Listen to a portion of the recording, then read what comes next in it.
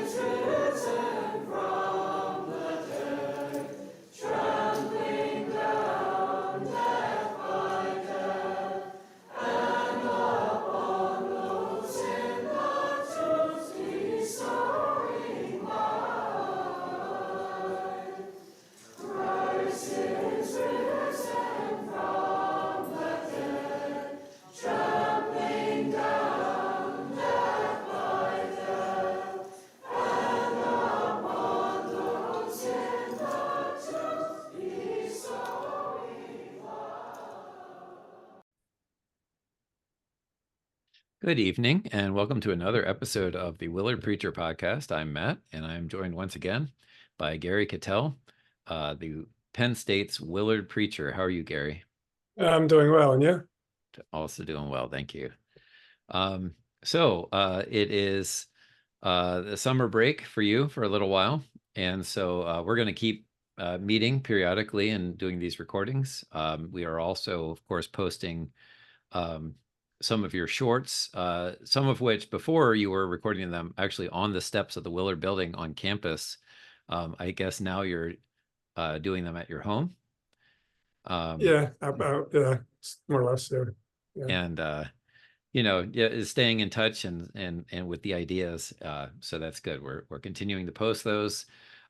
We'll see what whether it's just, I don't know, randomness or the algorithm is eating some of them or what.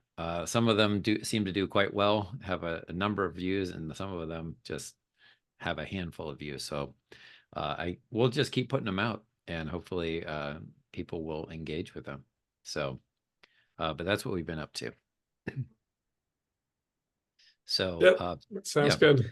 So tonight we're going to look at a couple of things. We'll start with a quote that you sent my way, and then a saint of the day, as we often will do. But then we're going to talk about Harrison Butker, the kicker of the Chiefs, the Kansas City Chiefs football team, who gave a commencement address and caused a stir because he said some things that upset some people. So that's a lot of what we're going to be focusing on tonight. So let's start with the quote and the saint of the day. Let's see here. Yeah, this quote came from things we were talking about last time, and things we talk about from time to time. Kind of goes through the different podcasts, and deals with our propensity in America to want comfort and ease, and it's part of the pestilence of the age, as Father Seraphim Rose said. And you can kind of see it even in our language, well, that wasn't fun, or that wasn't easy, or that didn't make me feel good, or whatever. So the standard seems to be ease and comfort. Yes. And nobody ever became a saint through ease and comfort. Yes, in safety. So we're trying, right? In safety, yeah. Everyone these days, at least on campus, stay safe, stay safe, stay safe. Maybe times when you want to stay safe, but that's not how you should go through your life. Who wants, on their tombstone, he played it safe. That's right. That just doesn't inspire anybody. So, but anyhow, so this came from Saint Isaac the Syrian, And they said nobody ever became a saint through comfort and ease, either the martyrs or they went through hardships, fastings, extreme or whatever, but no one ever through comfort and ease. So this is Saint Isaac the Syrian. He said it's the spirit of the devil, not the spirit of God that dwells in those who pass their life in ease. So I guess you could say it's the spirit of the devil that kind of animates American culture. Mm-hmm. The spirit of God is not pleased with bodily comforts, nor does he find a life of ease acceptable, but one of hardships. Now, as Americans, we're going to read that, we're going to say, where does this come from? I mean, I think we were talking about this last time, or we have talked about it. Protestant worship is just one of fun and rock band and, just enjoy yourself and emotional experiences. And when that draws you in to a church or to a religion, then that's going to, be what you think that religion is all about, Mm-hmm. or that faith is all about, because it's the worship that kind of, sets the standard for the faith. And you can have the greatest preachers ever, and most people aren't going to remember that sermon 10 minutes after they leave the church. But the worship gets into them. So if the worship is one of fun and comfort and ease, and you walk into the church and they've got a Starbucks there or whatever, and you go into the somebody was showing me last week, I guess, this church where they shoot these little sparkly things out, and they call it the Shine of Glory of God coming down. Sparkles and stuff, and everybody raises their hands and like has these ecstatic experiences because of these sparkly things. Mm-hmm. And that's what you think Christianity is about. You'd be lucky to get to heaven. Mm-hmm. You'd be lucky to continue, because number one, it doesn't really inspire anybody. Number two, it's just not the way to get there. We have a lot of sin within us. That sin doesn't come out. Those sinful passions don't get eradicated through ease and pleasure. They get encouraged through ease and pleasure. Mm-hmm. So that's kind of, it's not like an orthodoxy that it's all grim and, depression or anything. Far from it. But it's not, let's go out and have fun and just have comfort and ease, and that's going to typify our faith. Mm-hmm. Again, you look at the saints, and we're going to look at one tonight. Went through horrible hardships, but now he's in heaven. Mm-hmm. So that's the way to get rid of the passions, not comfort and ease, but difficulties. And that's very difficult for us as Americans, because it goes against everything we experience day in and day out. It goes against everything the culture these days expresses. Not necessarily in the beginning of Americans' history, but at least since the 60s, at least maybe the 50s. Just this nice, easy comfort and ease, and everything's going to be nice, and seeped into the religion, and seeped into every one of us. And we all have to be on our guard against it, and we all fall into it, and we all have to expunge it from us, because it's just everywhere. It's ubiquitous, as they say. Mm-hmm. So, yeah, and this reminds me of something we talked about last time, which was, the person who says, well, I don't believe in God because this thing happened. And they basically would say, if there's a God, how could he allow this thing or that thing that is a hardship to me, essentially? But this sort of gives some insight into that, right? God will allow certain things that are, in fact, hardships, that are difficult, because those things wake us up. Those are things that cause us to rely more upon him. Those are things that draw him closer to us, and draw us closer to him. And so, of course, no one's life is probably complete ease. But when we are so conditioned to be having things so easy for so long, then any little thing that comes along, we tend to grumble about, as opposed to seeing it for being as a part of our salvation, to our ultimate benefit. And I think that if you have the means and you just go to live in comfort and ease, you're going to end up being miserable. Yeah. It's just not, it's not what the human life in this world is supposed to be. And the more you surround yourself with luxury, the more miserable you'll become. Like when we used to party, at least I used to party, the idea was, well, little is fun, more is more fun. It didn't work that way. The more you did it, the more miserable you became. And you'd have that one really good time, and then that would, kind of like playing golf, you have that one really good shot, and that keeps you going for the next 50 bad shots. You have that one really good fun party experience, and that keeps you going for all the other miserable ones that you're supposed to be having a good time with. So it's the exact opposite of what we would think. And but you find, I think we said this last time, if you knew you were going to go through hard times, you had one person that you could choose to go with you. Would you choose the guy who never went through any difficulties, or the guy who went through difficulties and got bitter and angry about it, or the guy who went through hardships and came through the other side the better person for it, stronger and more virtuous because of it? So, the goal of the Christian life is to become godlike, but, kind of a first step in that is just to obtain good character. And good character is forged in hardships. It can't be forged in luxury. It doesn't give you good character. Absolutely. Even good parents will do that. Let their kids go through hardships. Let their kids struggle. A parent that comes in and takes away all the hardships of their child because they think that's what love is destroying that child. He's never going to grow up. He's never going to become strong. Never going to become a man or a manly woman. It's always going to be weak. Okay. All right. The holy martyr Orestes. Orestes, I guess that's how you Something like pronounce that. Okay, Orestes was from the town of Tyana in Cappadocia. He was a Christian from birth and a physician by profession. He was harshly tortured by a certain wicked eparch, Maximus, during the reign of Diocletian. When the eparch at first advised him to deny Christ and worship idols, Orestes replied, if you knew the power of the crucified one, you would reject idolatrous falsehoods and worship the true God. Pretty bold, because he knows what's going to happen if he says that. A lot of times they just said, hey, you can believe in that crucified God of yours if you want. Just put this pinch of incense on the altar and to show that you also, worship Caesar or whatever, or you worship the idols or something. You can have both if you want. And some did that. Some said, they said, hey, just outwardly worship the idols, but inwardly reject them, and inwardly worship Christ.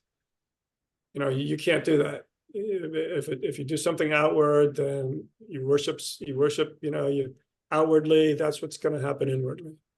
But here he's very bold, and he says, look, you're worshiping idols and their falsehoods. Worship the true God, the crucified one. For this, he was savagely beaten. This, by the way, this is another one that goes under the heading of, and we're afraid of being called bad names. For this, he was savagely beaten, scraped, from, I understand that they got these like iron claws, things that scraped your body to shreds, pulled apart on the rack. I think most people know what that is. It's kind of tied up your legs and your arms and just pulled out of the socket and whatever they do. Burned with a red hot iron, usually right in the open wounds, and cast into prison to die of starvation. So that's what you call hardships.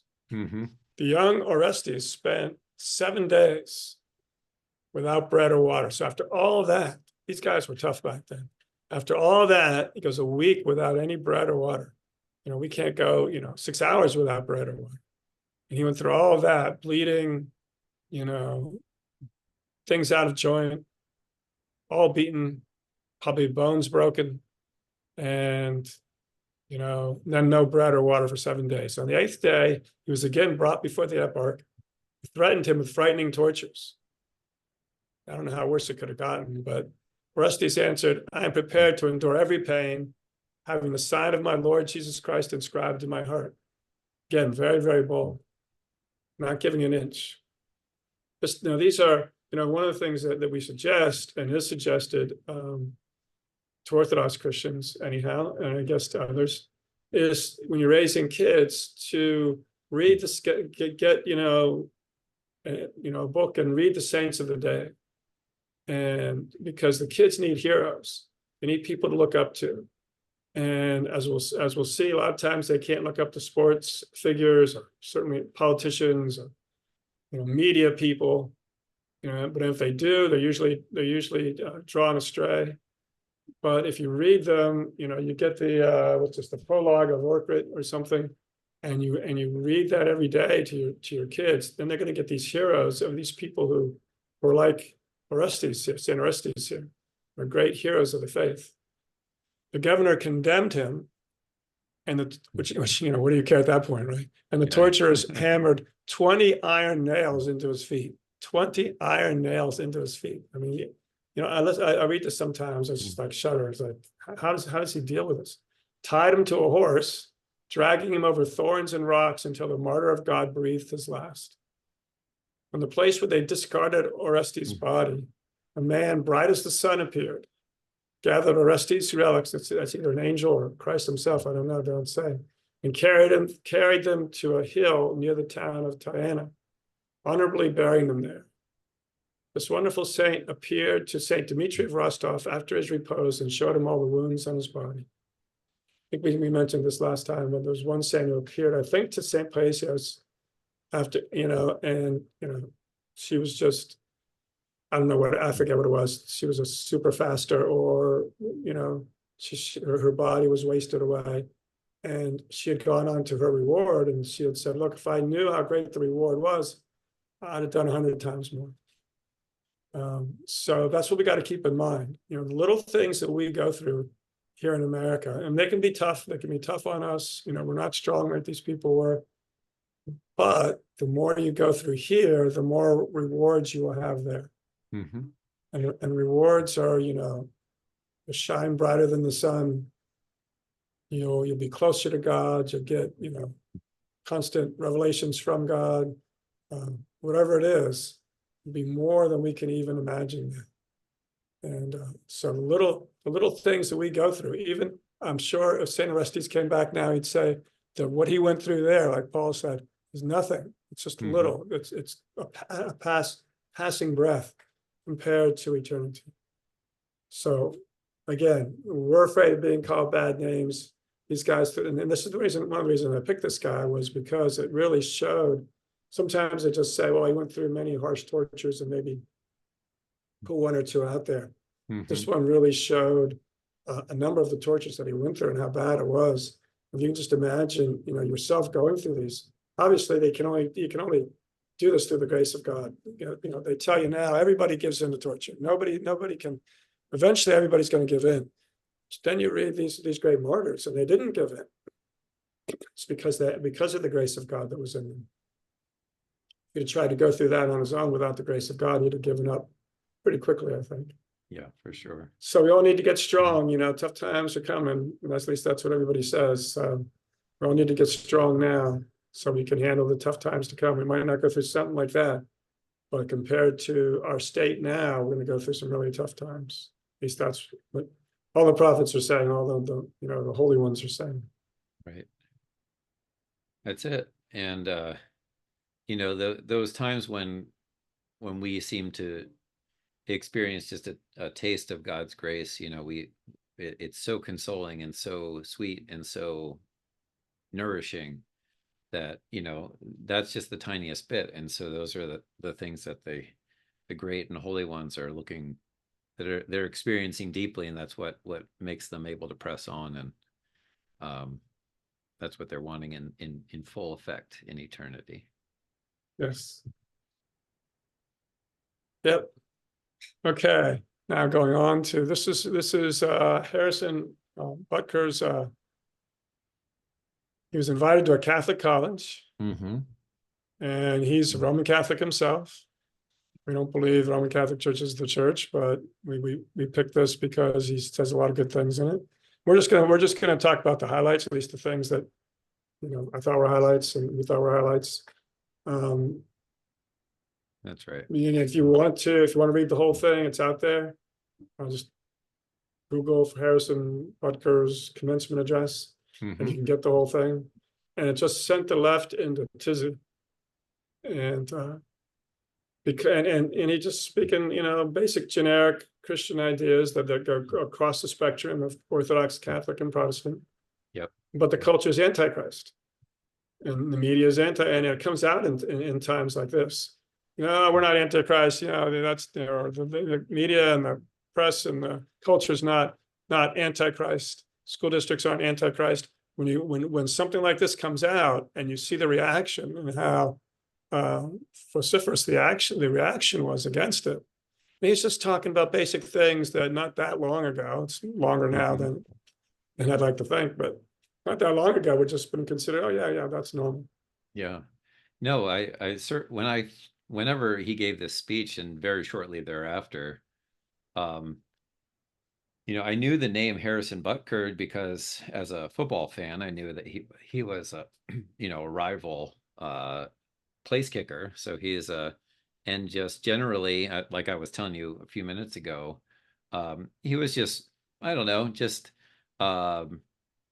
he was portrayed as kind of a lighthearted guy, and like a lot of probably place kickers and those sorts of peripheral players are. But then when he gave that commencement address, of course, it's not put into any sort of context. But immediately the stories started coming about, can you believe the inflammatory things that he was saying? And I immediately assumed it would be something along the lines of saying things about, I don't know, trans stuff or something like this. That's really kind of the hot issues of the day and so on. But then come to find out, actually, no, first of all, he's giving this speech. He himself is a Roman Catholic. He's given this speech as a commencement address to people themselves who are at Benedictine College. So that's at a Catholic university. You would think they would have similar values. And then once you read what he actually said, you sent me this and I'm kind of reading it. And I was reading some of this to my wife and we're sort of saying, what's supposed to be so inflammatory about this? The coverage was just off the, you put a quick Google search in for Harrison Butker commencement speech, and everything is about how scary it is or how inflammatory it is or how it sets people back. I thought we were beyond this. And yeah, like you said, the reaction tells you everything you need to know, which is that it's threatening, even though they're just very plain things that a traditional Christian person would think. So, yeah. So Christianity threatens the culture because the culture are these the people that react like this? The culture is left, and essentially at its core now, they've been pushing Marxism forever, and Marxism and Christianity have always been mortal enemies. And so what we say is just normal Christianity, and would have been normal for a Christian culture in Protestant Christian culture, even in America, not that long ago, is now terrifying and horrifying because they want a Marxist culture and they are antichrists. Marxism is antichrist. Secularism is antichrist. And this is when it comes out. Absolutely. So let me pull sometimes when we say that, go ahead. Sometimes when we say this, we think, people think, oh, you're exaggerating or whatever. But now I Googled this and this came up and this was in Reddit. So this is probably just an individual or whatever, I don't know. Terrifying, full text, Harrison Butker's speech. Terrifying. Now again, you read this and if you're terrified, well, okay, then you're probably antichrist. But if you're not antichrist, you're probably not terrified of the speech. You may disagree with it, which is the way it used to be. Even not that long ago, 10 years ago, maybe. Speech like this, people would disagree with. They wouldn't say it was terrifying. But now it's terrifying to the left. And it's probably because it challenges their narrative. That they, what happens a lot of times when you get in power, when you're rising up into power, you do a good job, or at least the best job you can, defending your beliefs because you have to. But once you're in power, and you've been in power for a while, you get kind of fat, dumb, and lazy. And you're no longer good at defending your beliefs. And so any sort of challenge from below terrifies you because you don't know how to defend your beliefs anymore. And that's one of the reasons why we as Christians should really learn how to defend our beliefs. Because we can get fat, dumb, and happy, too. So we need to learn how to defend them so that when we're challenged, we can defend our beliefs and we can challenge those who aren't Christian, or in our case, who aren't Orthodox. But you can't do that if you can't defend your faith. And people say, well, I don't know how to defend it. I'd be embarrassed or whatever. Well, welcome to the club. That's how you learn. You take your stuff out there, you put them up against somebody else. You don't have an answer. Well, then say you either do your best, and then try to figure out how you could have done better, or just say, hey, that's a good point. I'll look into that and get back to you. But you're not going to get better at anything without doing it. And it's the same with defending your faith. You're not going to get better at it unless you put it out there. You hear things you don't know how to respond to, or you don't respond to very well, and you go and you learn. Next time, now you know. But you're never going to do that. You're never going to get good at anything by not doing it. So and God can honor anything you do. We're just kind of the carriers of the faith. We don't convince anybody. We don't convert anybody. We just give them information. And whatever information, and God can use anything. What I've noticed over the years is that I can give a whole big apologetic on something, but normally it's a one-liner. People come back and say, oh yeah, something you said really moved me. He's not going to recount a 10-minute apologetic. He's going to count one line that God took and put into his heart. And it could have been right in the midst of a 10-minute apologetic, or it could have just been sometimes they're just kind of throwaway lines, up by Willard, throwaway, kind of just putting that out there. And somebody says, oh, that really affected me. Well, it wasn't a line that I threw out there that affected him. That was a very small part of it, but it was God who took it to his heart and said, this is true. Only God can take it to a person's heart and say, this is true. That person has to be open, first of all. Right. No, and you've probably had the experience too, where you'll say something to somebody that they needed to hear, and then you afterwards say, where did I get that? Like in the moment, it just occurs to you. And so God can use those opportunities for sure. Now, of course, when the headline or whatever says terrifying texts of a speech, that's rhetoric, of course, to say that speech is violence or terrifying. And just like you said, those who are in power, they want to control the speech, and so one of the ways that they do it is to label it as violent or terrifying or threatening or whatever. So therefore, the only way that you can possibly not do violence to someone or not threaten or terrify them is just to be quiet. And of course, that's really what they want to do always, is to shut up the opposition. Yeah, silence the opposition. That's why they call you a racist, a bigot, homophobe, a transphobe, a hater, because people think, I don't want to be called that. Right. Well, then you're playing right into their hands. Of course, nobody wants to be called that, but that's what they're expecting, that you don't want to be called that. You don't want to be dressed down in public or whatever. You don't want to be embarrassed. So you're just going to keep your mouth shut and not say anything. And so it ends up only one side gets to speak. They used to tell me when homosexuality was more controversial, that whenever I spoke against homosexuality, that because of that, homosexuals were getting beat up and maybe even killed. The implication being, if something I was saying was getting somebody beat up or killed, the only virtuous thing was no longer say that. So the only virtuous thing was no longer to say homosexuality is wrong and this is why, because that was getting people beat up. It's all a ploy. Now, maybe people on the lower rungs of things think it's true.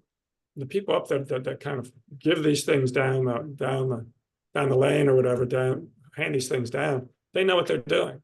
They know they know that by controlling the narrative, controlling the words that are used, putting fear into people, that their life's going to be ruined or whatever, that's the way they win. And it's been they've been successful in it. And, to our shame, they've been successful in it, but they have been successful in it. Absolutely. Okay, so that's the title. So he starts off and he basically is congratulating them for making it, and that, pretty standard kind of opening remarks, essentially. And let's see. Like you said, go ahead. Yeah, so I guess we'll mainly be reading the highlighted portions, because that's kind of the things that people are focusing about. Yeah, and again, if you think we're not being fair, let us know. But this is out there. Again, you just Google it, Harrison Butker's commencement address, and you can read the whole thing and for yourself. But there's just certain things that we thought we'd want to talk about. All right, our own nation is led by a man, obviously President Biden, who publicly and proudly proclaims his Catholic faith, but at the same time is delusional enough to make the sign of the cross during a pro-abortion rally. If I remember correctly, he did that when they were talking about, I don't know, limits on abortion or something. And he crossed himself, like saying, like, well, God forbid or something. Mm-hmm. He has been so vocal in his support for the murder of innocent babies that I'm sure to many people, it appears you can be both Catholic and pro-choice. And maybe that's, it's funny because not that long ago, everybody knew that if you were Catholic, you were against abortion. It's funny how things can change that much. Mm-hmm. But my own less than humble personal opinion is that our president's not even Christian. You can't, they used to say, politicians used to say, well, I'm personally against abortion, but, I have to, represent my constituents and they're for it and whatever. And I always thought that was pretty lukewarm and probably disingenuous, but at least they profess their own being against it. Biden's out there, basically abortion anytime at any weakened pregnancy at all, baby can be just about ready to be born. He's for everything abortion. Mm-hmm. And I'm sure he's also for transgender, homosexuality, that sort of stuff, the whole LGBTQ thing. And the thing is that morals are the kindergarten of the faith. Mm-hmm. If you disagree with the morals of the faith, then you disagree with the faith. Because that's, somebody becoming Orthodox or somebody becoming some manner of Christianity today, that's the first thing they're going to learn are the basic morals. And if you were going to, if president was going to try to become Catholic and say, well, I'm for abortion, he wouldn't become Catholic. Mm-hmm. So why do we think he still is Catholic when being Catholic, he comes against abortion or comes for abortion or for homosexuality, for transgender, for whatever else he's for? There's no way you'd be allowed entrance into the faith, at least not into the Orthodox faith. And I'm pretty sure you wouldn't be allowed entrance into the Catholic faith if you profess these things. So why is it once you're Catholic and you're the president, you can profess these things? No, well, he's still Catholic, or we can't judge his faith. Mm-hmm. Well, maybe there's something deep down in his heart that only God knows. And obviously God is the one who decides this stuff ultimately. But for everything that he's, Jesus said, what's in the heart comes out the mouth. So, for everything he's saying, he's not a Catholic, he's not Christian. And we don't, the Antichrist, not that he is the Antichrist, but the Antichrist is going to come out and favor Christianity, and we're going to say, what? Well, he's Christian, look what he's saying. The old saying is, if you say something, one thing, and you do the opposite, it's always what you do that says what you are. Well, you can say you're Catholic, but then if you support abortion, you're not Catholic. You just aren't. And if the bishops had any guts, I'm not saying the bishops in Orthodoxy oftentimes have more guts, but if you have any guts as a bishop, you say to him, no, you're not taking communion in this diocese. Mm-hmm. Wherever he takes communion, I suppose in the DC diocese or whatever, they should say, no, not as long as you're for abortion, you don't take communion here. But, right. It's tough to do that, but that's what you got to do because, well, I shouldn't say this because they don't have the real body and the blood of Christ, but say he's Orthodox. You've got the real body and blood of Christ. If you take that and you're, in some sort of deluded state that you're Christian when you're not, it's just going to do you harm. And since Catholics believe they have the grace of the sacrament, and they believe that's going to do him harm, then they should not be giving it to him. Mm-hmm. Plus, Absolutely. they're saying you're in good standing in the Catholic faith. And like he said, well, if he's in good standing and he's, advocating for abortion, well, then I guess I can advocate for abortion too and be in good standing. Hmm. It's just a disaster for the Catholics, and they need to stand. And he's, Harrison Butker is, courageous for standing up and saying something. Yeah, good for him. He Absolutely. says a lot of things in here that we didn't put in because it really wasn't relevant to what we do. But he was talking about how a lot of Catholic bishops aren't that good and not doing their job, and Hmm. that takes, a lot of guts for a Catholic to do that. So, Yeah. I admire his courage in doing that. Yeah, especially without taking this down too many, I don't know, rabbit trails or whatever. It's a complicated situation where certain traditionally minded bishops in the Catholic Church are making statements, and then other bishops or even the Pope are correcting them or censuring them. Um, so good for him for saying what he needed to say. Yeah, sometimes if you're clergy, the best thing that can happen to you is to be defrocked.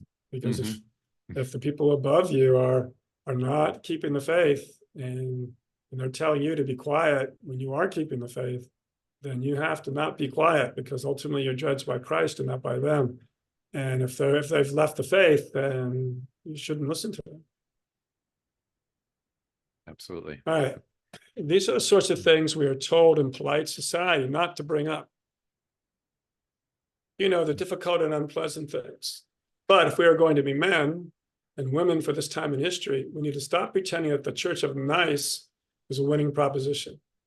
We must always speak and act in charity, but never mistake charity for cowardice. And he's absolutely right. Well, we want to be nice. We don't want to hurt people's feelings. What we're really saying is, I don't want to put myself out there. I don't want to take the heat. And, Gen Z, I get on their case a lot because they deserve it, but so do we baby boomers. But they have this reputation of being nice, and they are very nice. I mean, I like them personally. But you don't get to heaven by being nice. Standard of getting to heaven is not, I was a nice guy. Standard of getting to heaven is not even, I was a good person, if you even are a good person. And I know I've said this many times before, but when we say we're good people, what standard are we using? Usually a cultural standard or our own personal standard. That's not the standard of heaven. Even if being good was the standard, it's a perfectly pure, unadulterated goodness. At best, we have a corrupted goodness. So even that won't get us in. Standard is to be Christ-like or to be God-like. That's the standard. Only meet that standard through Christ, and only in the Orthodox Church can we meet that standard. But that is the standard. And he's absolutely right. A lot of times we say, there's the old saying that came from this, I don't know where it came from. It came from Orthodox saying or not, but preach the gospel at all times, and when necessary, use words. That does fit in certain cultures at certain times, but not in this culture at this time. Yeah. In this culture at this time, you can't take something that was maybe said in an Orthodox culture or some sort of Christian culture when everybody was Orthodox, or everybody was some manner of Christian. And yeah, that works there. But now when you've got an Antichrist culture, you actually have to use words. You actually have to say things. And again, you can use sayings like that, even sayings that may have come from a saint, and I don't know if it did or not, but let's just say it did, and hide behind it. Well, I act Christian. Okay, well, what does that mean? Atheists can have good morals, and the their Antichrist ultimately is going to look good and look holy, but what's he really believe, and what do we really believe? Well, you can't hide behind these things and think that you're doing something. You're not doing anything. You're just allowing people to go down the road to hell without saying anything to them. Right. And if the statement is, when necessary, use words, it's necessary right now in this context. It's necessary. Yeah, in this culture right now, it's necessary. You're right. All right, let's continue on. Right. Now, obviously, we're not Catholic here, but the same true with Orthodox. Our Catholic faith has always been countercultural. You even see, we sometimes in Orthodox, we talk about the glory days of Orthodoxy back in the 4th century. Well, and people like St. John Chrysostom and so on, they were being persecuted a lot of times. They were being, what was it? St. Gregory the theologian had the only church in Constantinople that wasn't Arian. So, even when it seems like you're living in a Christian culture and Orthodox culture, oftentimes those who are really, really living it are still being persecuted in one way or the other. Mm-hmm. Our Catholic faith has always been countercultural. Our Lord, along with countless followers, were all put to death for their adherence to her teachings. The world around us says that we should keep our beliefs to ourselves whenever they go against the tyranny of diversity, equity, and inclusion. We fear speaking truth because now, unfortunately, truth is in the minority. Well, that's when you need to speak the truth, right? That's it. Anybody can speak the truth when everybody agrees with you, like when you're in church or something. Yeah, it's easy to get together with your buddies who agree with you and speak all kinds of truth. Because you have to go out there when you're the only one speaking, or there's only a few speaking it. And that's when that's when it means something. It doesn't mean anything when everybody agrees with you. Congress just passed a bill where stating something as basic as the biblical teaching of who killed Jesus could land you in jail. That's sort of true. I read that bill that the House of Representatives passed, and they're using the Holocaust definition of anti-Semitism, which, if I remember correctly in reading that, you can't say something negative about an entire group of people. Personally, I wouldn't say the Jews killed Jesus. Mm-hmm. I would say some Jews killed Jesus, but the apostles didn't kill Jesus, and they were Jews. Mm-hmm. But if that's what you believe, that's freedom of speech. Right. And Yeah. freedom of speech is protecting unpopular speech. So I think if Congress passes this bill, I think this Supreme Court of this day would knock it down as not constitutional. But the point of this thing is he's right. We're afraid, and that diversity, equity, and inclusion, which the Marxist left is always putting out there, is just a way. The Marxists of today they're not like rich versus poor. They're, oppressor versus the oppressed. And they're the ones that get to say who the oppressed are. They're the ones that make that decision. And of course, the oppressors right now are always white males. Right. Mm-hmm. So we were always the ones that are going to be wrong, right? White females might be next, but minorities are always ones being, so you can be a white male in some sort of Appalachian ghetto somewhere and still be an oppressor to a, rich, Tiger Woods or something because you're white. It really doesn't make any sense whatsoever, but they're the ones making the rules. They can make whatever rules they want, and then they put it on us. Our attitude has to be, you don't put the rules on us. Our rules come from Christ, not from you. So I don't acknowledge your rules. I don't acknowledge your game. I'm not playing your game. I may fight against your game, but I'm not playing your game. And too often we allow Marxist left of today, which is always anti-Christian and anti-Christ, to set the rules of engagement. And we have to say, no, we just don't play that game. You can have any rules of engagement you want amongst yourselves, but you're going to put it on me, and I will somewhat, relatively, sometimes politely say no. Mm-hmm. Not going to happen. Okay. Let's continue on.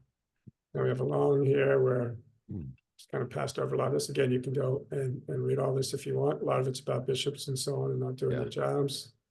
And it's probably worth reading.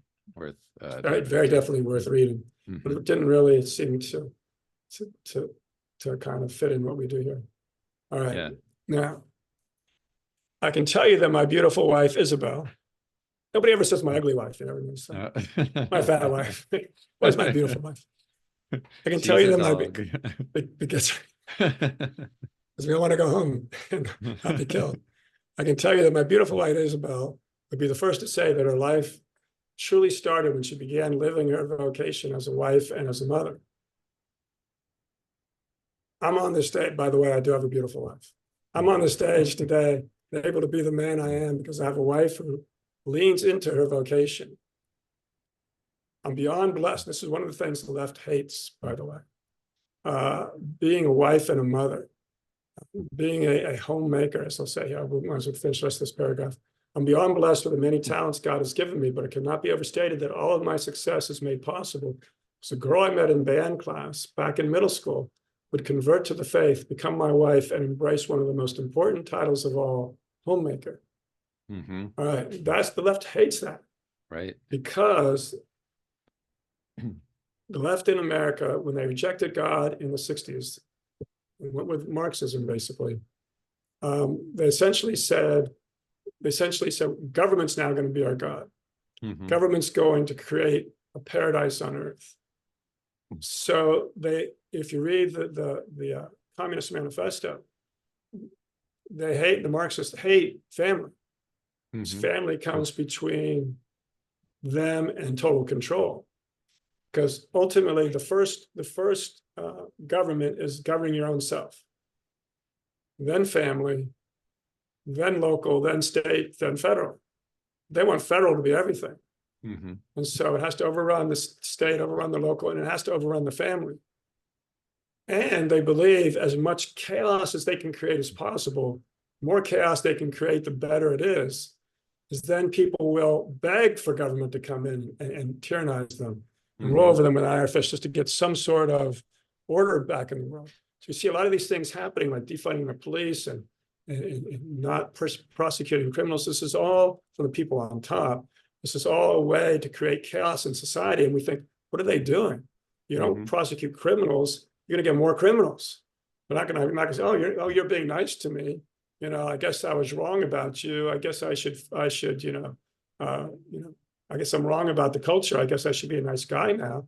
No, they're just going to be emboldened to do more crime, and everybody knows that. And the people, at least up top, know that in the left. But they're trying to create the chaos because they want us to go to government. And when he says, this is one of the things that's terrifying to them. When he says, women should be homemakers, to the left, that is terrifying. Because they don't want women to be homemakers. They want them to be out working a job because they want to ultimately destroy the family. Because you essentially have to give your kids up for somebody else to raise. Who's going to raise them? Some daycare somewhere, basically some government entity or some entity out there that's not you. And so being a homemaker, they think that's the worst thing of all. And it's seeped into us as Christians. Even a lot of Christian women who don't have to work will work. We're talking mostly when kids are young. Once they get older, in school all day or whatever, then you don't have to just stay at home. You go out and do something if you want, as long as you're there when the kids get home, or you can take off when the kids. And I know there's exceptions to all of this, but how many women out there, or how many men out there want to say, well, my wife's a homemaker? Or how many women are saying, well, I'm a homemaker, and be proud of it?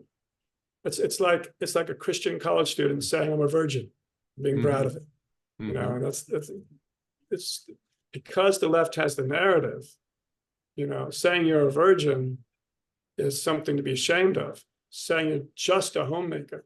Well, just a homemaker, we'll see as we go, I'll probably jump in the gun here. Just a homemaker, you're forming those kids and you're forming the next generation.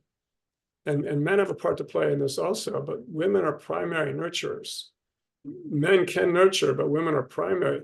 Women have certain characteristics that they do better than men. Men have certain characteristics they do better than women, but they can each do the other one. One does them better. So that nurturing thing that comes with a woman, one getting pregnant, that baby is growing in her. Somebody like me who's a bit of an idiot, that baby wasn't really real until it came out. Right? Yeah, her stomach was getting bigger, and yeah, you can feel things move and maybe a heartbeat, but it's, back then, what are those things where they take pictures of the baby? The ultrasound. Ultrasound were just like Rorschach tests. You could, at least I couldn't even make heads or tails of them. For the woman, that baby's inside of her. She feels them moving. She feels them growing. She's the one whose womb is getting bigger. She's the one that's giving birth. She has all those nurturing instincts that God gave her for those kids and those very formative years.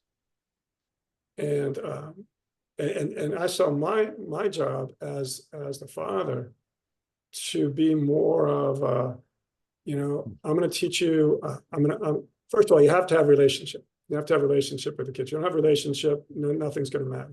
So you build that relationship, but then you have to show them how to respect authority, be self-disciplined, see that there are consequences to actions. These are things that men generally are good at. Men are more rational, logical, and go kill the wild beast to ply the home, and women are more nurturing, relational, and so on, emotional. And these things work together for good. Mm-hmm. And what the feminists have done is they've denigrated all the characteristics of a woman and a mother and a wife that she has in abundance that men don't.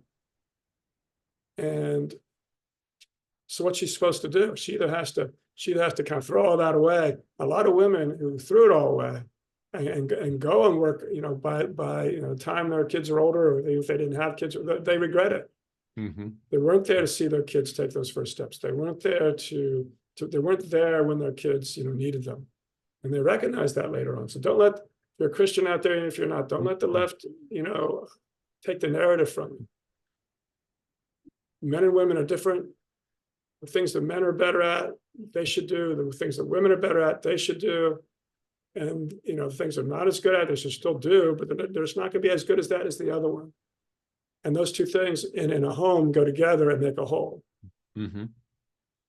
Yeah, when I did in sort of preparation for this, I did a Google search for the Harrison Butker speech, and the reactions to it, these like CNN clips and so on, it was mostly about this sort of issue. And they're saying things like, we all have daughters, and do we want them to hear this sort of message that all they can do is be a homemaker? And he's speaking to presumably about half the students are women who have now graduated. Or what sort of message is that they put all this work into it and all they're going to be is a homemaker? But that is what is so alarming. But that's the truth of the matter is that for people who do go down that road and are super career driven women, just over time, when they get to a certain age and they realize, wait a second, this is just not that fulfilling, actually. I realize I need more. And what that more is having a family, and so sometimes they're, now getting older. And so that becomes a difficult thing, or that, contributes to maybe infertility or something like this. So it's this whole, it's really set up to in a very diabolical way to sort of short circuit the things that bring meaning to our lives, which is being the husband and father, being the wife and the mother, and raising children, having a family. So it's but if that's all we've been taught, like you said, with dominant media, dominant schooling, that your career is everything, then someone coming along and saying something that actually is quite obvious, that having a home and dedicating yourself and orienting your life around your children and your spouse is that should be an obvious thing, but someone says it now, it's suddenly it's a shocking statement. Yeah, and you can tell the way you were saying it, only a homemaker. Yeah. Again, they all say the same thing, and they all say it in the same way. And that's how it gets in there, only a homemaker. But we guys have to be careful too, because we're more susceptible to making careers everything. What I try to tell them on campus is, look, all a career is, hopefully you like your career, hopefully it gives you some sort of pleasure to go to it, but all it is go to work in the morning, come home at night. That's all it is. And a lot of guys, because we tend to get a certain amount of our self-worth from our jobs, more so than women do, we're susceptible to being workaholics, always being working, missing. And we're going to get to the end of our, when our kids are grown, say, well, I miss the school plays, I miss the sporting events. I don't even know my kids, they don't even know me, because I spent all my time working. So there has to be a balance in us guys too, from going out and working and slaying the wild beasts and bringing home the bacon and everything, and having the career and getting some sort of fulfillment. But as a Christian, you get your fulfillment from Christ. You don't get it from your work. But still, as guys, that work is important to us. When guys meet each other, they usually say, "What do you do?" Right off the bat. And so it is more important to us, I think, inherently than women. And we have to make sure that we don't let it overtake our lives. And so that, well, I wasn't there for my kids' birthdays.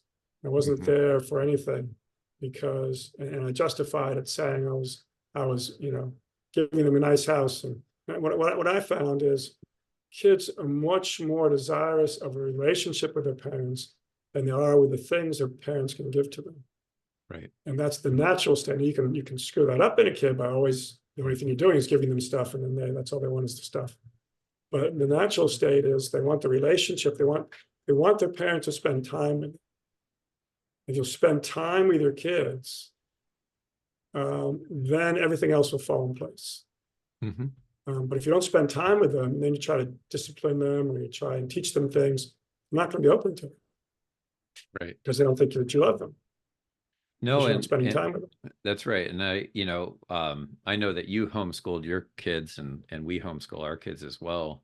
And I think, in addition to sort of the benefit of avoiding sort of the indoctrination of the public school system and all of that, probably the primary benefit is simply the amount, how much more time you have to spend with your kids in that setting.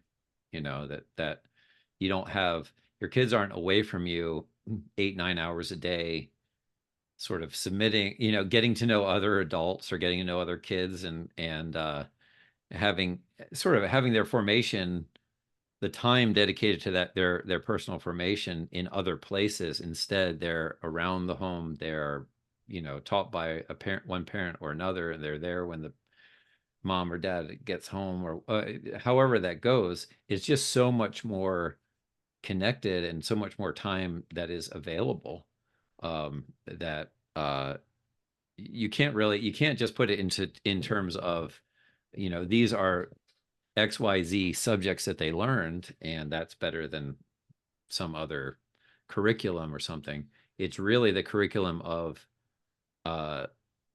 being around the people who know you best and love you the most, and that would be your parents, and there's just, it's invaluable. Yeah, when we were deciding whether to homeschool or not, it really wasn't a hard decision, but my beautiful wife, Karen's, went to college to be an elementary school teacher. Her reason was she didn't think that the school system here, taught very well. Mine was just what you said. I didn't want them spending 6-8 hours a day, in what is a secular antichrist, environment, and then coming home and having a few hours at home, where they're out doing homework, or they're in an extracurricular activity, or want to talk to their friends or whatever. You get very, very little time to undo all of that propaganda that they're learning day in and day out. And so Karen, she homeschooled her kids, did a great job, in doing it. And we had a homeschooling school. I guess they call them co-ops now or whatever. And they went there a couple of times a week, and she taught there too. And just to give you a couple of examples, my youngest son got a 4.0 in college, and my oldest daughter a 3.99. And they were both homeschooled. And my son had a good career, so to speak, in swimming. He swam for the public schools and stuff. But we didn't want them, that being their primary thing. So we went to a homeschooling school a couple of days a week. That got them around the other kids that primarily or mostly thought the way they did, or had the same values as they did. It's very important in these younger ages that these things are reinforced everywhere they go. And when you're out 6-8 hours a day, having the opposite reinforced into your kids, you're lucky if that's going to go well. Right. So anyhow, I guess his wife must have homeschooled, because she said she is a primary educator to our children. She is the one who ensures I never let football or my business become a distraction from that of a husband and father. she is the person that knows me best at my core, and it's through our marriage that, Lord willing, we will both attain salvation. That's very key. Now that's an insight that's big in Orthodoxy. It's not necessarily big outside of Orthodoxy. First and primary reason for marriage, it's not love or sex or children, but it's salvation. It's some people can do it, but it's better not to live alone your whole life.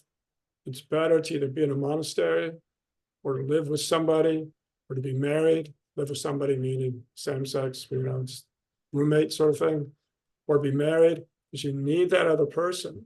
I think he mentioned somewhere here, I don't know if it's one of the ones we've highlighted, said iron sharpens iron. It's a biblical quote. The two people there sharpen each other. And, the wife and the husband, you have to, men and women are different significantly. And you have to be willing to learn about the other person and see how they tick. And you have to be able to work out problems. And you have to be able to talk things through. You have to, and if you're in a relationship out there and you're newly married or whatever, it's tough. You have to work at it. All these TV shows or whatever that if people finally get together and it's this idyllic thing, and then the show ends and you get the impression that they just have this ideal life. If you're gonna have that idyllic life, number one, you're not. Number two, if you're gonna get close to it, you're gonna have to work at it. And you're gonna have to go through the hardships, and you're gonna have to go through the tough times and the arguments. You have to work them through. We had friends who are divorced now. They never worked anything out. And they would come over, and one of them would say the most innocuous thing, and it would turn into a huge fight. And they used to leave, and we'd say, what happened? Well, how did that thing that person said turn into such a huge fight? It's because they never worked anything out. They just kind of put it to the side, a little tiff, and then put it to the side. Never worked out what's the root of this? Why are we having the same argument, day in and day out? We need to figure this out. They didn't do it. They just put it to the side and put the next one to the side and the next one to the side. And after a while, slightest thing to set you off because you never worked anything out. So it's not like every little thing you have to work out. But if there's something, my suggestion to people, if there's something that's consistent in the relationship, it keeps coming up, keeps being a problem, then you got to sit down and you got to talk about it for as long as it takes until you get to the root of why that's a problem. What's happening? Normally, it's a misunderstanding. Normally, it's difference between men and women, how they see things. Once you get to the root of why the argument is happening, why you're seeing these things so differently, then you say, okay, well, how can we avoid this in the future? And you work it out. You say, okay, in the future, when this happens, this is what we're going to do. But normally, when you get down to the root of the problem, it just solves itself. Because you realize, oh, well, that's what you were thinking. I didn't know that. Oh, well, that's how you were seeing it. Oh, I didn't know that. I was seeing it this way. And then as going on, we'll just, you kind of combine the two. And if you do that enough over long enough period of time, eventually those interactions, those negative interactions get less and less and less and less. And the ideal is when you get older, they rarely happen because you've worked them all out. And you know what the other person is thinking. And because, again, for guys, we kind of know how guys think. Women, they kind of know how women think. Guys don't really know how women think. Women don't really know how guys think. And so, so that makes it even more difficult to work out. And it's humbling and so on and so on. And yes, the man is the authority in the relationship. But it's also supposed to sacrifice himself for his wife, as Christ sacrificed himself for the church. And so, you're the authority, but you're not like an Archie Bunker. You've never seen All in the Family, great show. And you're not an Archie Bunker. And you're not just ruling over with an iron fist. You're a servant, and you're saying, okay, how can we figure this out? How can we go forward? Very rarely should you have to just say, well, this is the way it has to be. That should be rare. And it should get more and more rare as time goes on, because you should be able to come to consensus. That's always the goal. Come to consensus. And usually it's not one or the other that gets the entire way. Usually there's a, as the saints like to say, the devil gives us two bad options, and it's either this or that, and they're both bad. And the right thing is usually somewhere in between there. And that's what you have to figure out. And the more you can do by consensus, the better. It should be rare that the man has to say, well, we're sorry we can't figure this out, but I really, but when you say this is the way it has to be, then you take full responsibility, whatever happens. So yeah, and anyhow, related to that, he's saying how marriage, Lord willing, will both they will both attain salvation. Our priest one time, he said that one of the best things about having kids is that they help you to see how selfish you are. And it really, marriage is this way as well, I think, where you, like you said, you even as a man, if you're leading in that family situation, nevertheless, you are doing it as in a self-sacrificial way, in a serving way, such that you have to put yourself aside. And through that whole process, like what you're describing, it's very likely that you're going to see yourself more clearly and see your own shortcomings, which is always helpful, and is always going to move. If we're seeing ourselves more clearly, then we can repent of some of those things and draw closer to Christ in the process.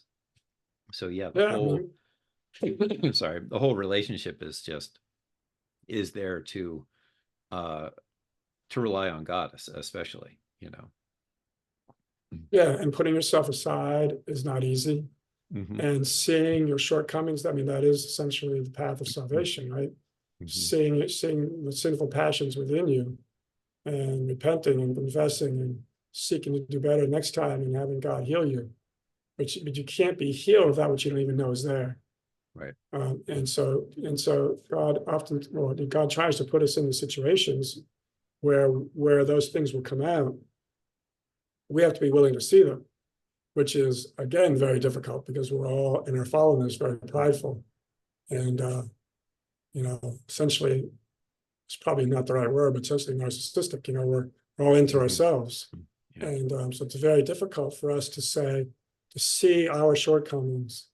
And that's the confession in the Orthodox Church is a healing thing in many ways. But one of the ways is just being willing to say, look, this is what I am.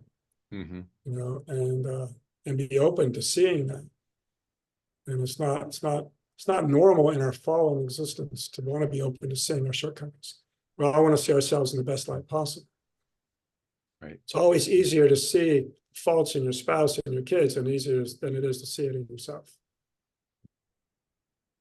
But you have to do it if you want to make progress. And you make a lot of mistakes and you screw up a lot, but hopefully we move forward to some degree. I say all this to you because I have seen it firsthand how much happier someone can be when they disregard the outside noise and move closer and closer to God's will in their life. Isabella's dream of having a career might not have come true. And again, that's just a dream. It's really not what they say it is. Even if you like your job, it's still just a job. It doesn't fulfill you. If you asked her today if she has any regrets on her decision, she would laugh out loud without hesitation and say, heck no. And she knows she made the right decision. And, the left is almost always wrong. So you can almost always take everything they say and go the opposite direction. But Christ and his church, the Orthodox Church, is always right. So you go that direction and, your life is going to be much better.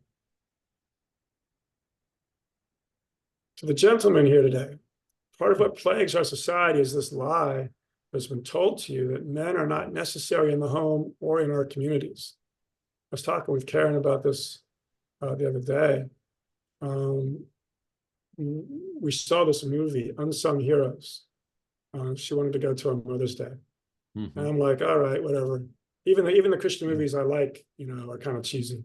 It's all right, I'll go to it, whatever. This, to my surprise, was not cheesy. It was essentially about Rebecca St. James's family. She's a Protestant Christian singer, and how they lost everything when they were growing up, and then all the provisions miraculously that God did for them.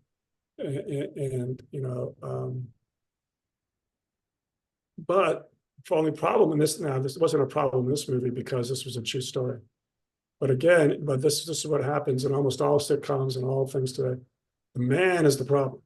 And this one, it was his pride, and this is true with most mothers. They're kind of the glue that holds the family together. But after the movie, I said this was true, so they couldn't change it because it's based on a true story. But almost every sitcom you see, or every movie, or every whatever that you see that has to do with family, the man's always the problem. He's always the dunce. He's always the one that is getting things wrong. Even the ones I like Home Improvement with Tim Allen. Great show, but he was the dunce. The man was the dunce. And and he's right. Society says men aren't needed. Women can do everything. And we as men have to say, no, that's not true. I am needed. My talents, my thing as a man, much less as an individual, are needed in the home. As well as the home. Yeah, well, and I think more and more movies and media for even especially for kids is all about the woman hero, and women assuming male roles, and women not being tied down by family and children, not being tied down by dependence on any spouse. That is so prevalent right now, and it's intentional, obviously. Yeah. All right, as men, we set the tone of the culture. When that is absent, disorder, dysfunction, and chaos set in. It's another thing I try to tell them on campus, that it's primarily the man's job to challenge the authority in the culture. If the men don't challenge the authority, and what I mean by challenging, I mean looking what we're being told, see if it's true or not. If it's not true, speaking out against it. It's primarily the man's job. And each new generation coming in is supposed to do that. If each new generation coming in did that, we wouldn't have the problems we have today, because you can't expect, people, generally speaking, who have been in the culture for a while, see the problems in the culture because they've acculturated to it. The new generation coming up, which would be Gen Z now, it's their job, primarily the men of that culture, stand up and say, this is wrong. You shouldn't be doing this. And if each new generation did that, we wouldn't have the problems, because the problems wouldn't continue. Right? They'd be stopped by each new generation. But, it doesn't look like Gen Z is going to do that now. We baby boomers, we went the opposite direction. We just threw out everything unthinkingly. We didn't have a problem with challenging authority. We had a problem with thinking straight and seeing what is right and what is wrong.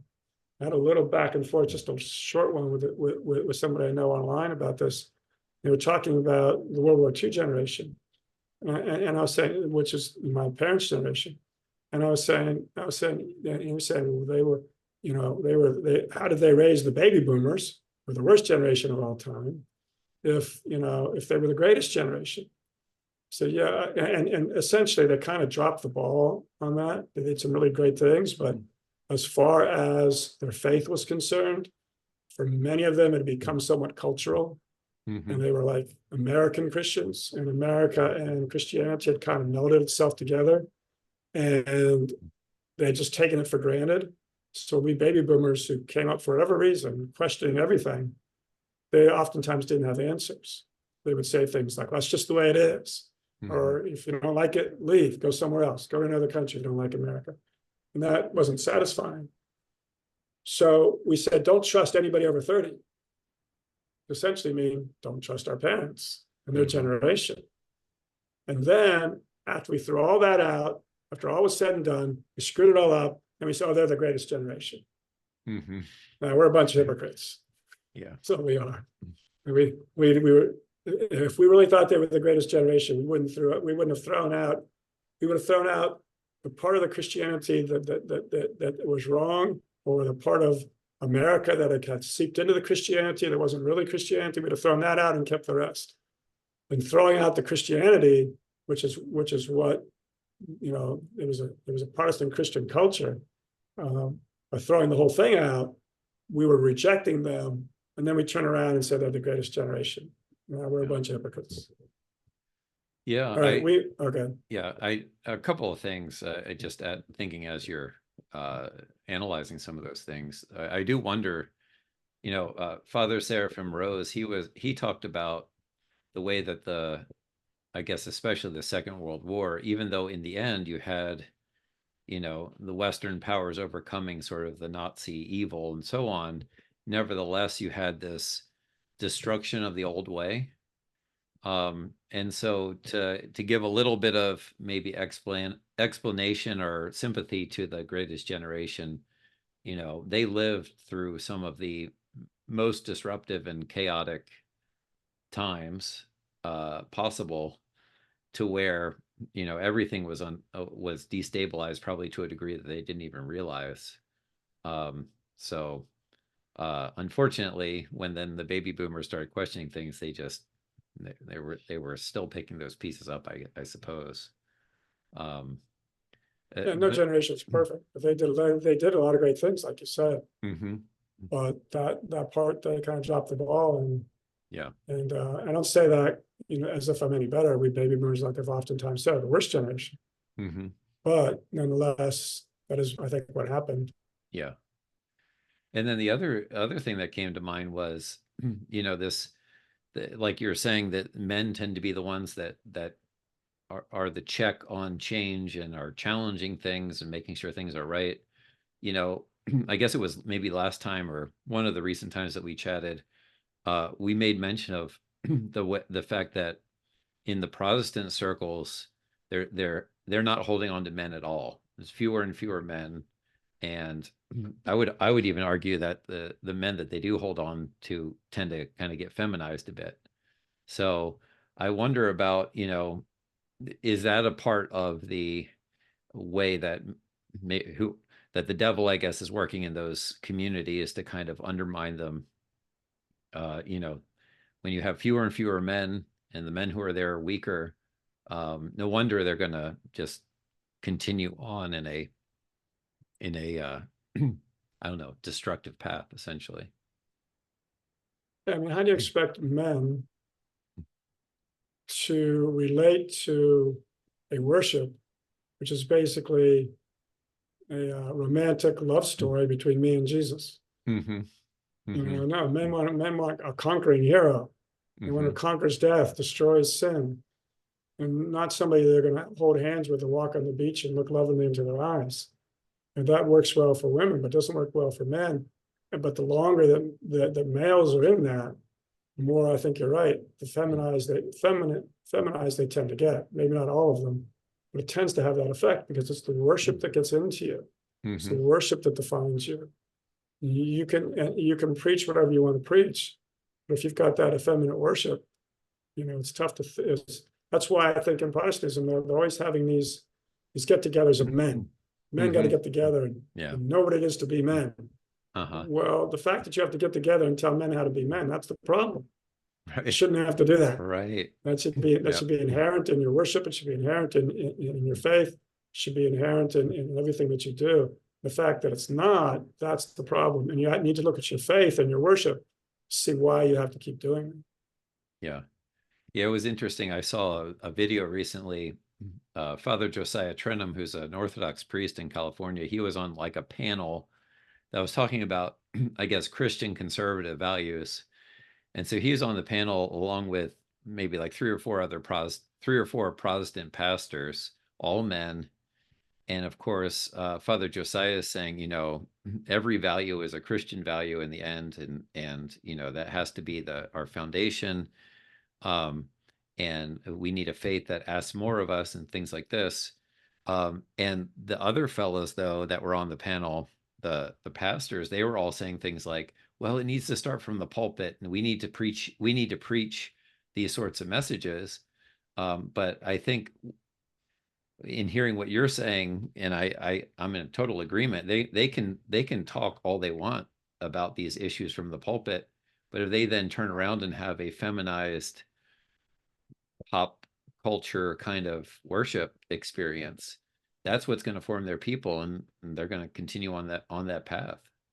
It's just never gonna, Yeah. yeah, never gonna go in the right And direction. just the fact that you have to do that should Mm-hmm. show you that there's a problem. Right. All right, where were we? As I men, think we set the tone of the culture. Mhm. When this is absent, disorder, dysfunction, and chaos set in. The absence of men in the home is what plays a large role in the violence we see all around our nation. Other countries do not have nearly the same absentee father rates as we find here in the US. And a correlation can be made, and they're drastically lower violence rates as well. Because it's the father that properly, in a good way, sets the discipline of the household and Mhm. expects and teaches, especially, I mean, all kids, but especially but particularly in this case, the male kids, male children, to respect authority. Mhm. You know, and it's kind of, again, men have an easier job than women because women are so nurturing. They love their kids in that nurturing sort of a way, and they don't want to see them hurt, and they don't want to see them sad, and that's all good. It's the man who can say, I don't care if you're sad, you did wrong. You know, I don't care if you're crying, you were wrong. And you have to see that you were wrong. And afterwards they can say, okay, now we'll try to make things better. But the men have to say, look, the respect for authority um, is necessary. And that's why, as men, as fathers, you have to build relationship with your kids. Because you try to instill that self-discipline in them and that character in them without relationship, they're going to rebel against it. Mhm. So you have to be there, spend time with them, even if you have to mark time out in your schedule to be there and put everything aside. And even if it's something like playing a video game with them or so, whatever it is, something that they like to do, you have to do that with them, and you have to have that, build that relationship with them, because then they're going to respect you when you say, okay, you can't do this, this is wrong. If we go out and weed the garden, and they come in and half the weeds are still there, go out and do it again. The weeds Mhm. aren't going to weed themselves, and because you're showing them to do a good job, and to do it right the first time, and all these things that men bring to the table. And he's right. Without men in the family, you need that male in the family that they can look up to and say, "This is what I want to be like," and to see the work ethic and to see the virtue and everything, and the going to church. And if the mother's going to church and the father's staying home, at least a lot of those kids are going to say, well, where's dad? He's not going, must not be that important. Mhm. It's the man that has to take lead in the spiritual aspect of the relationship. And if you don't do that as a man, you're not only harming yourself, but you're also harming your kids. Ultimately, your kids are going to do whatever they want when they grow up. But you've got to do everything you can in the meantime as they're growing up to teach them these things, Mhm. and to give them an example of these things. You want to go to church. You want to worship. You want the truth. You want to be virtuous. When you fall, you get back up and you do it again. And they're going to take much more of what they see in you than what you tell them.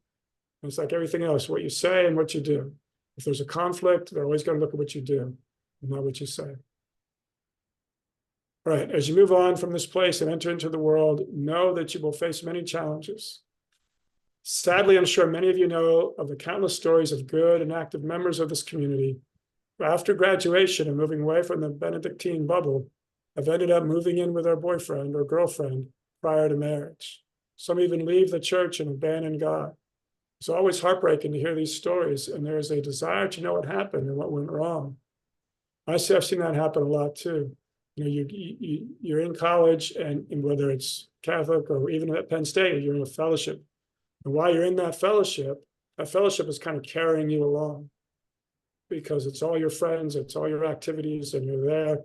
If you're not, and we'll see this going on here, again, I'm probably jumping the gun. If you're not getting up every morning, doing the morning prayers, saying the Jesus prayer, this is basic Orthodox spirituality, reading the Bible, reading spiritual books, reading lives of the saints. If you're not doing this, this is like the foundation every day. You do as much as you can of this each day. If you're not doing that and you're just being carried along by the community, he's right. When you move away from that community, there won't be anything there, because you didn't create anything there within yourself while you were there. You were just upheld by other people. You get out there and you don't have that anymore, you're going to fall apart. Mhm. All right, what you must remember is that life is about doing the small things well, right? Jesus said, you do the small things, the big things, take care of themselves, basically. What was that quote? If you're not faithful in the little things, you won't be faithful in the big things. Mhm. Setting yourself up for success and surrounding yourself with people who continually push you to be the best version of you. I say this, so both are necessary. I didn't mean to say the one wasn't necessary. They're both necessary. Things that you do to create your own foundation, your own spiritual life, and having people around you who can say to you, and this is in the Orthodox Church, you've got confession, you've got the priest, you also have the community who can say to you, look, the priest can say, look, where have you been? You haven't been to confession in 3 months or 6 months or a year, whatever long it's been. You need to get back to confession. Or, they need people around you to say, hey, you were doing this the other day and I saw this and, it's not good. I say this all the time, that iron sharpens iron. I mentioned that before. It's a great reminder that those closest to us should be making us better. If you're dating someone who doesn't even share your faith, how do you expect that person to help you become a saint? I was talking to this about somebody the other day, because they wanted to date this girl who they really, kind of infatuated with, but she's an atheist. So why do you want to date an atheist? Well, because, I can make her a Christian. Well, how do you know that? Mhm. You stay on that friendship level, and then if she becomes Christian, honestly becomes Christian, then you want to date, because in my understanding of dating, exclusive dating, you're only dating to see if you want to marry that person.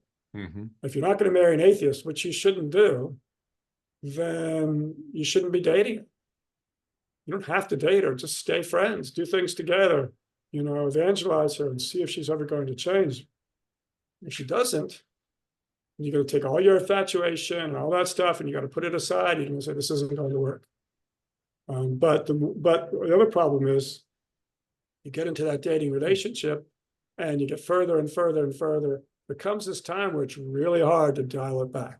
Mhm. You kind of almost come to a place of no return. Not technically, because people do walk away at the altar, but it comes harder and harder and harder, more and more difficult. And before you know it, you're married and you're married to an atheist and you have kids and they're getting the exact opposite viewpoint of both parents that they love. Mhm. So back when kids used to come to Penn State, students used to come to Penn State, and they grew up somewhat Christian.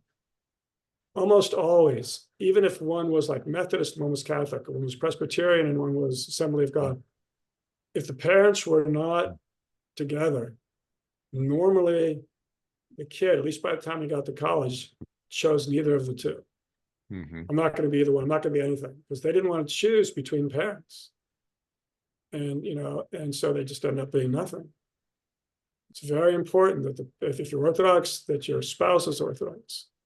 And, and I know it doesn't always happen that way, but as soon as possible, if you've married somebody who's not Orthodox, and if they can become Orthodox, that's because if they don't, and the kids grow up and the kids see that this isn't that they're on two different, religions, it's not going to be good for the kid. Mhm.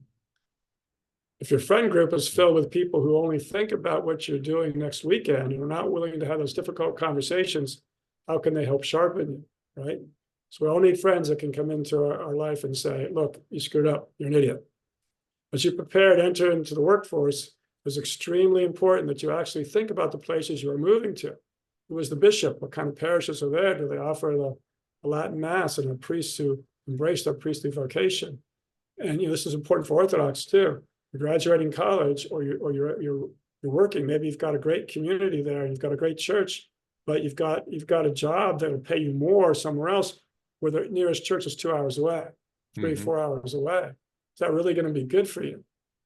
And again, in America, it tends to be about the money. Well, I can get more money. I can give my kids, more, a nicer house and all this sort of stuff.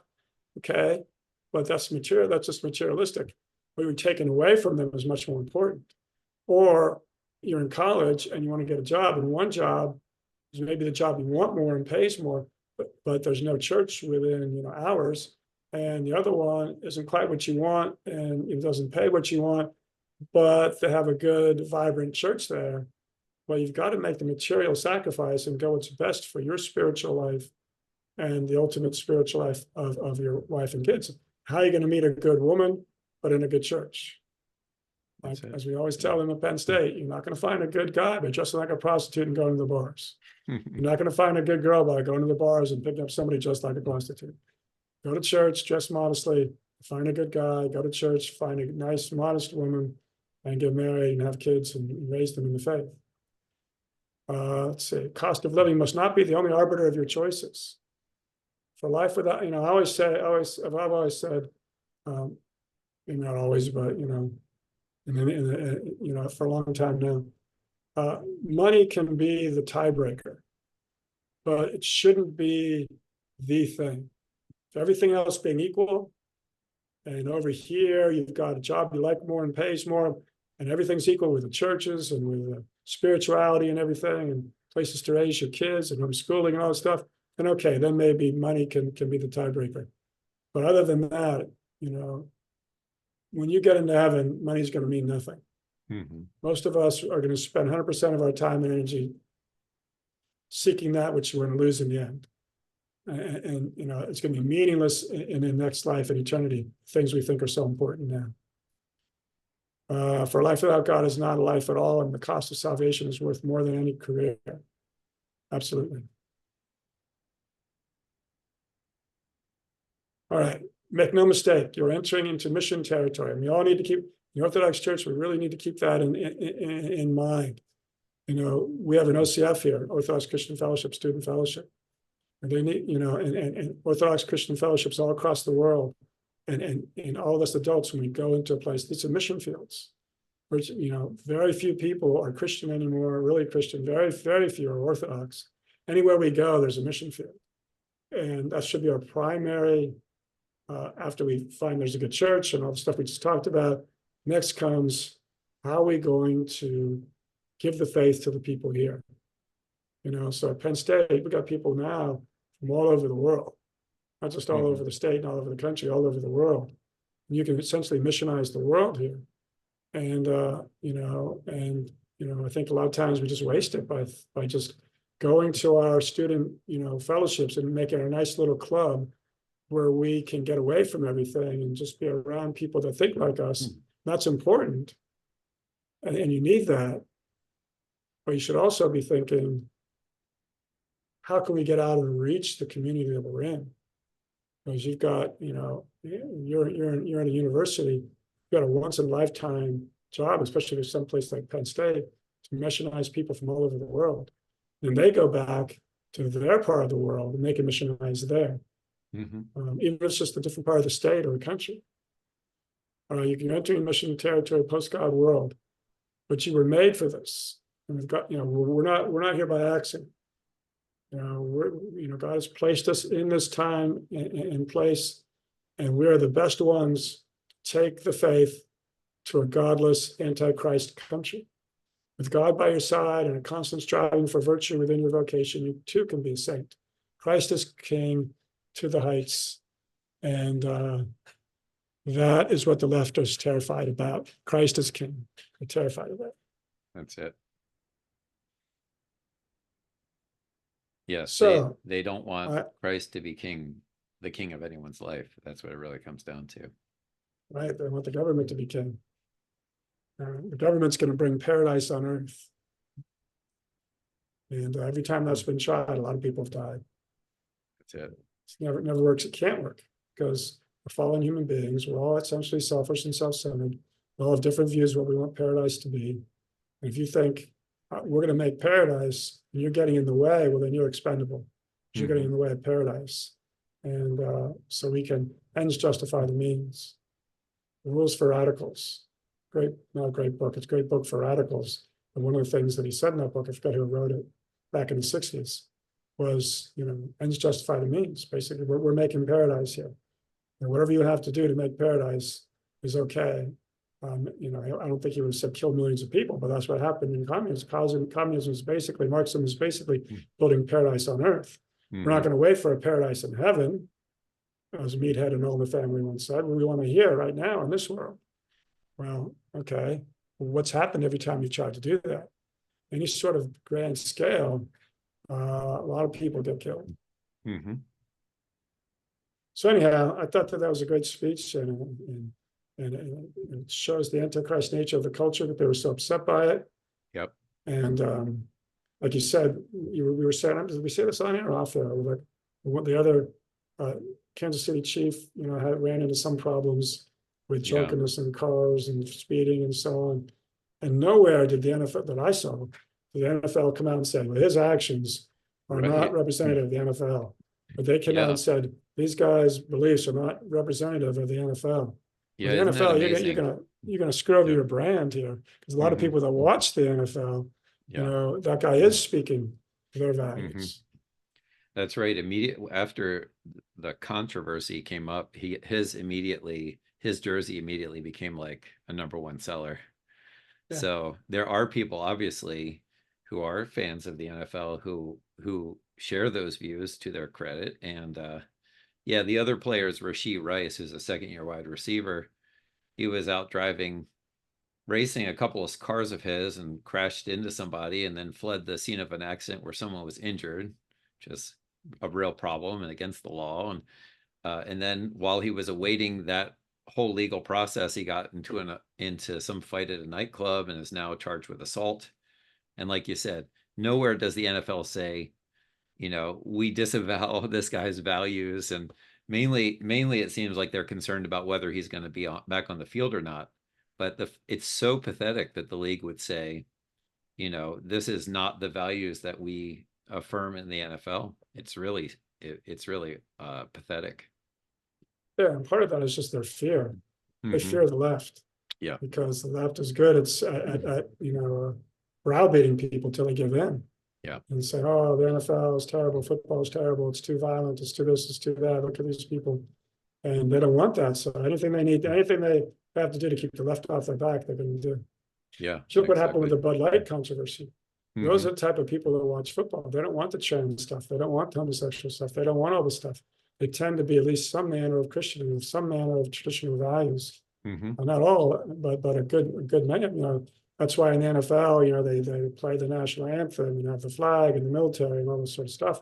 But that's your audience, and this guy kind of typifies that audience. If you don't want to say, don't say anything. Just let him say. I mean, you don't even have to say anything. I mean, he's a free individual in America. He can say what he wants, when he wants. Why do you even have to say anything? Yeah, because you're afraid of the left, and you don't want them getting on your case, and you want to be woke, and that's not your audience, and you're going to lose your audience if you continue down that road. Well, and that's why nothing is invincible.